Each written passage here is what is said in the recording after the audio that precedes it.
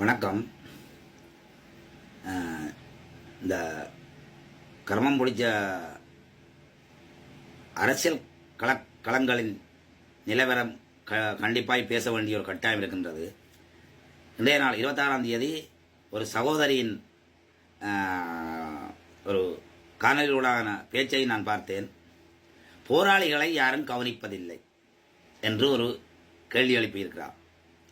அவருக்கு போராளிகளை யாரும் கவனிக்கவில்லை என்ற அக்கறை ஏன் வந்தது? யார் கவனிக்கவில்லை? புலம்பெயர் தேசத்தில் உள்ள உறவுகள் அனைத்து போராளிகளுக்கும் ஒரு நாட்டை விலக்கி வேண்டுவதற்கு உரிய பணம் அனுப்பியிருக்கிறார்கள். அதாவது ஒரு போராளியின் வீட்டுக்கு மின்கட்டணம் கட்டக்கூட பணம் அனுப்பி கொண்டிருக்கிறார்கள். முடியாத போராளிக்கு இவ சொல்ல வேண்டிய அவசியம் இல்லை, அந்த சகோதரி சொல்ல வேண்டிய அவசியம் இல்லை. அவ யாருன்றதை முதல் நாங்கள் அறிவோம். அவ அங்கிருந்து வந்தா யாராலே ஓய்வு விட்டப்பட்ட அம்பு ஆற்ற கைக்கூலி என்றதை நாங்கள் அறிவோம். சோசியல் மீடியா ஊடாக அவ அறிக்கை விட்டிருக்கிறார். ஒரு புறம் உண்மையில் சொல்ல போனால் யுத்தம் மௌனிக்கப்பட்ட பிற்பாடு புலம்பெயர் தேசத்தில் உள்ள உறவுகள் மட்டும் கிட்டத்தட்ட இலங்கையை விலக்கி வேண்டக்கூடிய அளவுக்கு பணம் அனுப்பியிருக்கிறார்கள் போராளிகள், மாவீர குடும்பங்களுக்கு. அதை விட யுத்தத்தால் பாதிக்கப்பட்ட நலிவளர்ந்த அனைவருக்குமே அனுப்பியிருக்கின்றார்கள். ஆனால் சில நபர்கள் அந்த வாழ்வாதாரத்தை வேண்டினவர்கள் சரியான முறையை பயன்படுத்தவில்லை என்ற கருத்தை நான் கூறுகின்றேன். இப்ப நான் கூட ஒரு குடும்பத்துக்கு 19 லட்சம் ரூபாய் வாழ்வாரஞ்சிருக்கிற முன்னாள் போராளிக்கு அங்க போய் பார்த்தால் அந்த அழைத்து கொடுத்த நீர் வசதியில் தென்னங்கண்டு உழவைக்கல, அப்படி ஒரு இடங்கள் இருக்கு. ஆனால் அதுக்காக யாரும் கவனிக்கவில்லைன்னு சொல்லவில்லை, சொல்லக்கூடாது.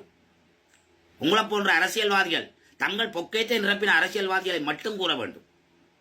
நீங்கள் யாரும் கூறவில்லைன்னு அந்த சகோதரி நீங்கள் கூறக்கூடாது. வன்மையாக நான் கண்டிக்கின்றேன் அந்த சொல்ல.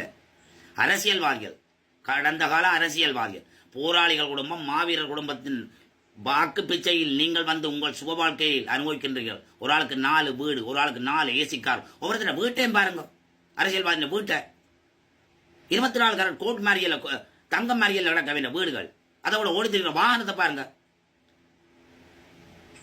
கால் வச்சுற படிக்க கூட தங்கத்தெல்லாம் முடிக்கிறோம். ஒரு நாள் நீங்கள் அந்த வாக்கு பிச்சை போட்டு போறீங்களே, மானங்கட்டு அரசியல்வாதிகளே, மானங்கட்டு ரோசங்கட்டு அரசியல்வாதிகளே, உங்களுக்கு நல்ல ரத்தமா ஓடுது. அந்த ஏழைகள்ட்ட வாக்கு பிச்சை கேட்டு போறீங்கல்ல, அந்த ஏழைகள் வாழ்ற வீட்டில் ஒரு மனத்தியாலம் வாழ்ந்து காட்டுங்க. வீடு இல்ல, நீர் வசதி இல்ல, மின்சார இணைப்பு இல்ல, எத்தனை ஏழை குடும்பங்கள்ட்ட வீடுகள் அப்படி இருக்கு. படுக்க பாய் கூட இல்லாத குடும்பங்கள் கூட இருக்கு. வாங்க நான் கூட்டிக் கொண்டு காட்டுறேன் நேர. ஏன் இப்படி பண்றீங்க? நீங்கள் இறைவன் உங்களை நிச்சயமா தாண்டிப்பான். அந்த ஏழைகள் தானே போய் மானத்தை வித்து போறீங்க வாக்கு பிச்சை கேட்டு. எந்த முகத்தோட போறீங்க? அதுவும் போய்கள பல கோடி ரூபாய் வரும்போது கார். உண்மையான ஏழைகள் பிள்ளைகளை பாடசாலைக்கு அனுப்ப தங்களை கற்றல் நடவடிக்கையை மேம்படுத்த ஒரு மிதிவண்டி இல்லாம கஷ்டப்படுது. அதுகிட்ட போய் வாக்கு பிச்சை வாங்கி அதோட வாக்கு வேட்டையில நீங்க உல்லாச வாழ்க்கை வாழ்றீங்களானே? மனச்சாட்சி இருக்கா? எத்தனை ஆயிரம் வேட்பாளர் எங்க இருந்து வந்த நீங்கள்? இல்ல போராளிகளை பற்றி கதைக்கிறதுக்கு உங்களுக்கு யாருக்கும் தகுதி இருக்கா? உண்மையான போராளிகள் எல்லாம், உண்மையான புலிக்கூட்டம் எல்லாம் பதுங்கி இருக்கு. நரிக்கூட்டம் எல்லாம் ஊழறது சோபாழ்க்கை காட்டி புலிக்கூட்டத்தை வச்சு. எத்தனை பல ஆயிரக்கணக்கான சண்டக்களங்கள், நூற்றுக்கணக்கான சண்டக்களங்களை கண்டவங்க எல்லாம் மக்களை வழிநடத்த கூடியவன் எல்லாம் பேசாம இருக்கிறாங்க. இந்த சாக்கடை வாழ்க்கை எங்களுக்கு வேண்டாம், நாங்கள் வாழ்ந்து முடிச்சிட்டோம் என்ற மன விரக்தியும் வேதனையோடையும் கண்ணீரும் கவலையோடையும் வாழ்ந்து கொண்டிருக்கிறார்கள் எங்கள் போராளிகள். இந்த ஊழல் நரிகள் உண்டும் போராட்டம் என்றாலே என்னன்னு தெரியாது, போராட்ட வடிவம் என்றாலே என்னன்னு தெரியாது. யூடியூப்லையும் டிக்டாக்லையும் பார்த்து போட்டு போராட்ட வடிவத்தை பற்றி கதைக்கிறார்கள். அவை இயக்கப்பாட்டுகள் போட்டு எடிட்டிங் செய்து அவை அரசியல் களம் நடத்தினோம். வெக்கம் இல்லையா உங்களுக்கு? இன்னும் ஒருத்தன் நிழல்ல குளிர் காஞ்சி உங்களோட சோவாழ்க்கையை கொண்டு போறதுக்கு வெக்கம் இல்லையா ஒருத்தருக்கு? இல்ல கேட்கிறோம். போராளிகள் 1008 போராளிகள் எங்க கிடந்தவே இந்த போராளிகள் எல்லாம் கைக்கூலிகளோடு சேர்ந்து சிறு சிறு சலுகைக்காக அந்த பணத்தை வேண்டிக் கொண்டு உங்களை சோவாழ்க்கை காண்டி ஒரு சொல்லுங்க. இந்த அரசியல் களங்கள் நடக்க கூட ஒரு போராளி காவத்தை, ஒரு போராளி உங்களோட சார்ந்த போராளிகள், எத்தனை போராளிகள் பசியும் பட்டினியுமா வாடுதுகள். ஒருதற்கு நீங்க உதவி இருப்பீங்களா? உங்களோட கைக்கூலிகளை வர்றீங்க கிராமங்களுக்கு, நீங்கள் காபட் ரோட்டு வழியே தெரியுறீங்க. ஏசி கார்ல நல்ல விலை உயர்ந்த கார்கள்ல உங்களை பார்க்கவே ஒவ்வொரு வீடு வாசல பாருங்க. அதுல எந்த முகத்தோட போறீங்க ஏழைகள்கிட்ட நீங்க வாக்கு பிச்சை கேட்கறது? உதவிட ரோட்டு வழியா வெள்ளத்துண்டு விரிச்சு போட்டுருங்க. நல்ல பிழைப்பு உங்களோட பிழைப்பு. 1008 TikTok channel, 1008 YouTube channel, social media. முதலாவது ஜனாதிபதிக்கு அறிவிக்கணும் இந்த சோசியல் மீடியா நிப்பாடு சொல்லி. பார்க்க அருவருப்பா இருக்கு. வாழ வேண்டிய உயிர் 40,000 உயிர் இந்த மண்ணுக்காக தியாகம் செய்த இந்த புனித பூமி இந்த நாடு. அந்த அந்த புனிதத்தையே விற்கிறீங்களே சிறு சிறு அற்ப சலுகைக்காக. இப்ப இன்னும் ஒரு இதில் பார்த்தேன்.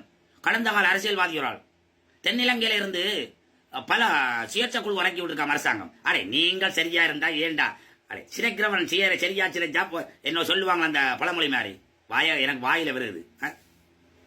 நீங்கள் அந்த நேரம் சரியா இருந்து மக்களுக்கான பணியை செய்திருந்தால் ஏண்டா உங்களை மக்கள் உதறி விட போகணும்? சொல்லுங்க உறவுகளே, கேள்விக்கு பதில சொல்லுங்க. மனம் தாங்குது இல்ல, கொந்தளிக்குது. கதைக்க கூடாதுன்னு தான் நானும் இருக்கிறேன். ஆனா கொந்தளிக்குது. ஏன் தெரியுமா? வலி சுமந்த உடம்பு இன்றைக்கும் வலியோட தான் வாழ்ற உடம்பு. அப்ப வலிக்க வலிக்க வலிக்க வலிக்க கதைக்கத்தான் சொல்லுது. அப்படி இல்லைன்னா என்ன செய்வீங்க? நாங்கள் உள்ளதை உறக்க சொல்லிட்டோம்னா அக்களை வச்சு முடிச்சு தள்ளிடுவீங்க. இதான் நடக்கும். காலகாலமா நடந்து வர பிரச்சனை. அதுக்கு நான் பயப்படே இல்லை. அதுக்கு நான் பயப்பட மாட்டேன். நாம எல்லாம் எப்பயோ செத்தாக்கள். எப்பயோ சொல்லி விட்டவங்க நீ செத்துருவாண்டு. அது சாகாம கிடக்கு உயிர். கிடந்தபடியா தான் மனம் தாங்குதில்லை. உங்களை அவமானப்படுத்தி மற்றவனை வேதனைப்படுத்தி உங்களோட சுக வாழ்க்கையை வாழாங்க. தயவு செய்து நான் சொல்றேன் உறவுகளை. அரக்கில பார்க்கணும். நிலத்துல சரியா தங்களோட கால் பாதம் வச்சு நடக்க வாக்கு இல்லை. சரியா தங்களோட கால் பாதம் வச்சு நிலத்துல நடக்க வாக்கு இல்லை. அரக்கில பார்க்கணும். அரக்கில ஒரு தொகை போராளிகளப்பா எங்க கிடந்தாலும் இப்ப இந்த தேர்தல் காலத்துல தெரியுது.